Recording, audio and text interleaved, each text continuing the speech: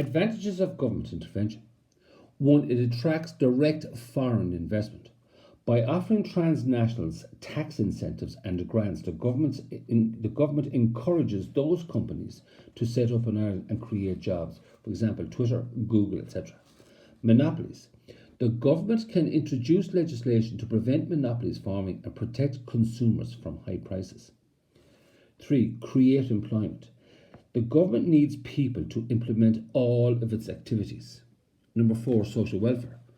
Unemployed people and those who cannot work will receive state aid for their needs. And education. The provision of an up-to-date and comprehensive education is vital so that Ireland has a highly skilled and highly educated workforce. The disadvantages of government intervention. Government bureaucracy. Dealing with government agencies can be slow with huge amounts of paperwork involved. 2. Government inefficiency. At times the government does not seek out the best value for money, which may lead to inefficiency.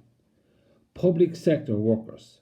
There are several powerful trade unions that can bring the country to a halt via strikes if the government does not accede to their demands.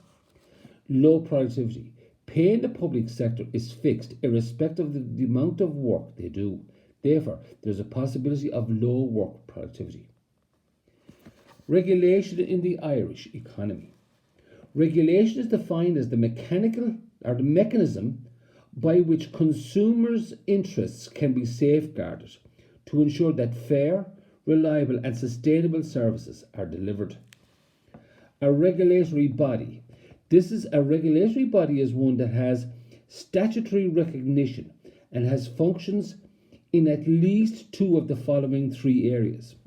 1. The formation of rules and the setting of standards. 2. The monitoring, scrutiny, inspection and audits. And 3. Enforcement and applying rewards and sanctions. Examples of regulatory bodies.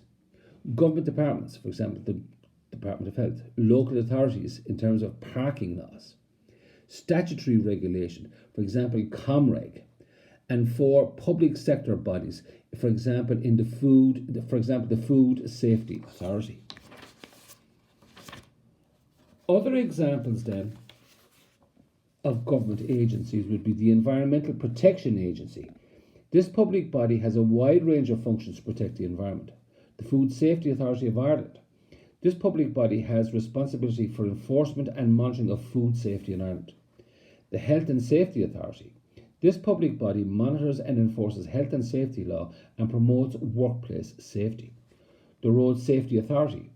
This public body aims to save lives and prevent injuries by reducing the number and severity of collision on our roads through driver testing, driver licensing, vehicle standards, road safety promotion, etc. And lastly, the last example we're going to use is the Commission for Communication Regulation, ComReg.